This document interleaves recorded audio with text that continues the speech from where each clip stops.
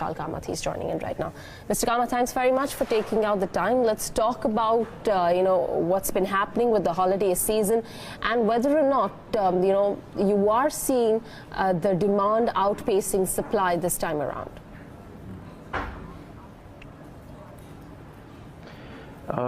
It's been a fairly happy new year for the industry.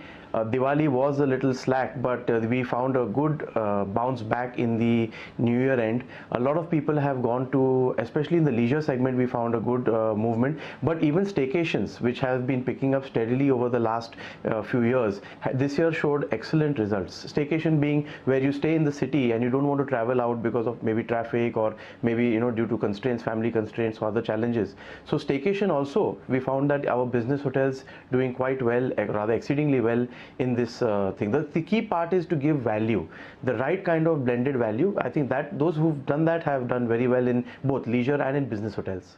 Mr. Kamat, according to a brokerage report which suggested that while the inventory room supply growth was 10.6% against the room demand growth of 10.2% from the year FY08 to FY18, that has changed considerably to now the supply growth being just 5% in the next 5 years to come versus demand growth of 10 to 12%. Is that a right statistic?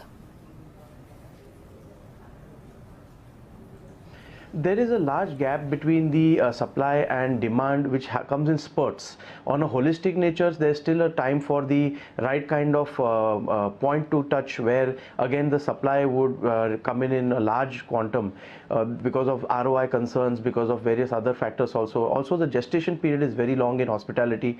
So yes, supply could take longer to catch up with the demand, but it's not that the demand is outstripping the supply exceedingly. For that, I think a couple of years more would require, where the demand would outstrip supply to the point that it would again become very attractive for people to set up new hotels. But yes, the existing players today who are already there, those people are definitely getting benefits. We can see an improvement in mainly the occupancies across the nation. ARRs city to city, market to market, there have been improvements. So I think overall we can see a good time coming from the hospitality, which has been growing from the last 3 years. I think that growth will continue at least for the next couple of years, I think. For yourself, Mr. Kamat, by the end of this year, what would it look like in terms of a breakup of the numbers? If you could just give us a highlight of it.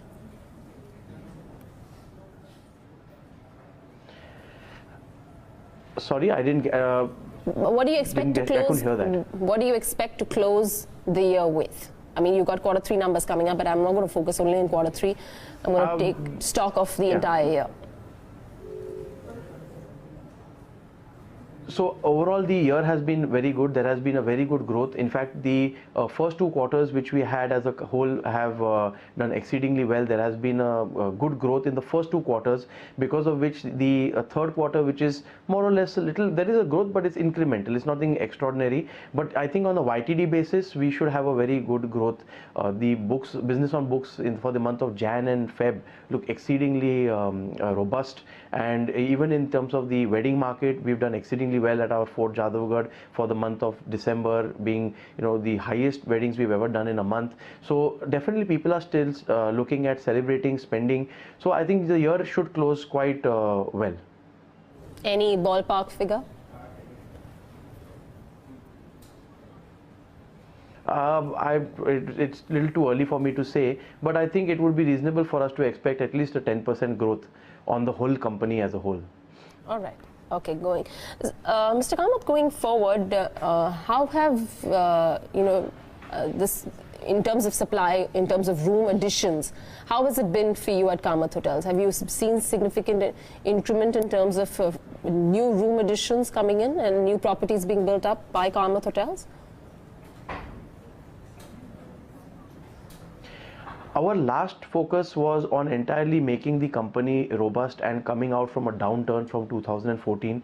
We have managed to do that to a great extent. In fact, we are very proud of our team and the kind of challenges they faced. And touch wood, we find ourselves today in a position where we are through with most of our challenges in terms of the past burden.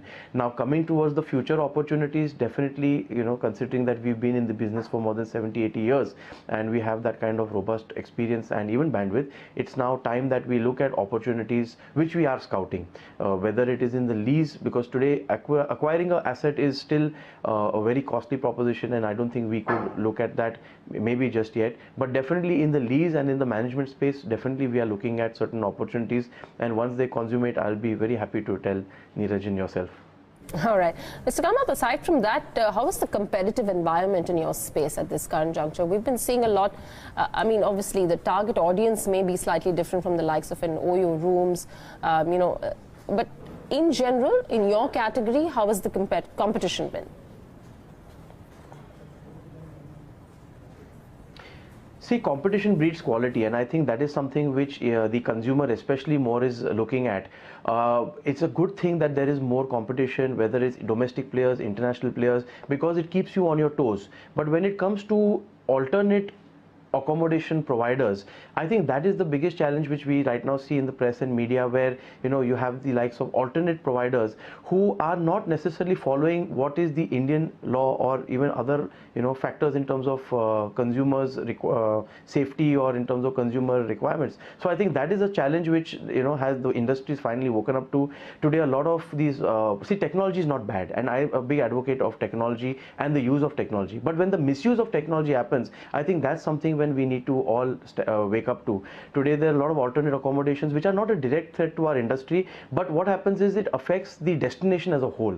If today something happens today in say it's not fair to name anybody, but if suppose a transport company has an issue with its customer which is a socially not acceptable one, then it affects the city as a whole.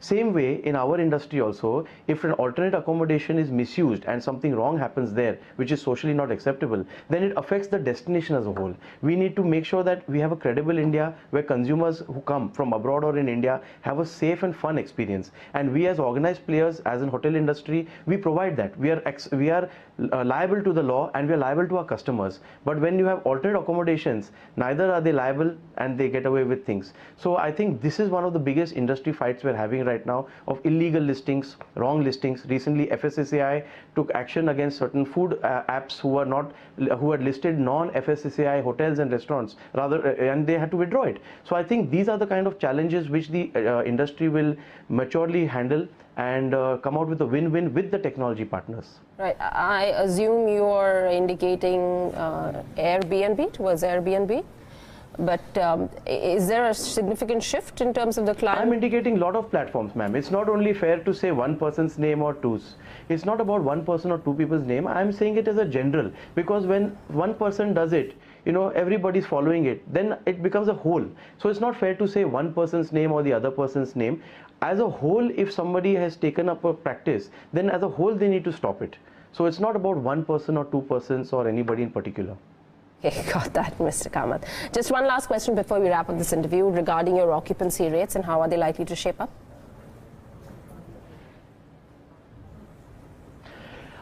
Touchwood, our occupancies have been very good for the city of Mumbai. Our hotels, both which we have in Andheri and in Ville Parla, orchids have been doing exceedingly well. On a YTD basis, we've been sitting at an 85% occupancy, which has been really something we are very grateful towards our customers, because they like the product, they keep coming back. We've been doing exceedingly well on that front, and the city also has been doing very well. A lot of good initiatives taken, a lot of pharma events, a lot of other events happening. But that's the trend, I think, across the nation. If you look at even certain other cities also, they've also been doing exceedingly well in occupancy. Recently, I must laud the Odisha government for their initiative of taking up sports in a big way, because of which the entire state of Odisha has benefited in a big way. I think every government needs to take up one key cause and identify with that cause. Odisha has realized that they need to take up sports and develop sports. So they're doing exceedingly well, and the world was there. And along with that, the world experienced what is Odisha culture, Odisha food, and stayed in all these hotels. So every government, if they take up one issue, there are enough to go around. And I think as a whole, as a nation, we can afford to offer something unique. That's something I think which each government needs to support our industry. Only by doing that, we don't need any benefits and incentives. Just give us a good working environment and we will work hard. All right, Mr. Kamat, that was lovely chatting with you. Thank you so very much for joining in. Appreciate you taking out the time this morning. Thank you. All right.